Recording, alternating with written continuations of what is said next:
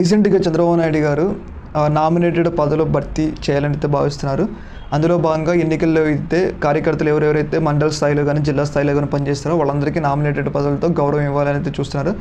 ఈ సందర్భంలో భాగంగా మనందరికీ తెలుసు కదా! ఎంతో ప్రతిష్టాత్మకమైన పదవి, ఎంతో గౌరవమైన పదవి టీటీడీ పదవి ఉంది కదా!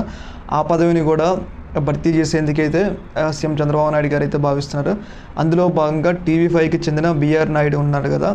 టీవీ5 చైర్మన్ బీఆర్ నాయుడు గారికి ఈ యొక్క పదవి ఇచ్చి ఆయనకు గౌరవం ఇవ్వాలని అయితే చూస్తున్నాడు. ఎందుకంటే ఎప్పటినుంచో బీఆర్ నాయుడు గారు టీటీడీ పదవి చైర్మన్ చేయాలని ఆయన కల. ఎందుకంటే టీటీడీ పదవి చైర్మన్ చేయడం వల్ల అదొక గొప్ప పదవి. అంటే మిగతా పదవులతో పోల్చుకుంటే టీటీడీ చైర్మన్ అనేది చాలా పవిత్రమైన పదవి కాబట్టి ఆయన ఎప్పటినుంచో ఈ పదవి చేయాలని కోరుకుంటుండు. అందులో భాగంగా బీఆర్ నాయుడు గారికి టీవీ5 బీఆర్ నాయుడు గారికి టీటీడీ చైర్మన్ పదవి ఇచ్చేందుకైతే చంద్రబాబు నాయుడు ఆసక్తి చూపుతున్నట్లయితే మనకి అర్థమవుతుంది. ఆల్మోస్ట్ ఆల్ అన్నీ అయిపోయినాయి.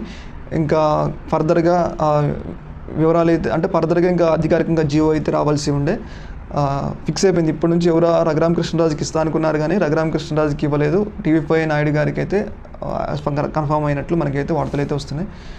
చూడాలి.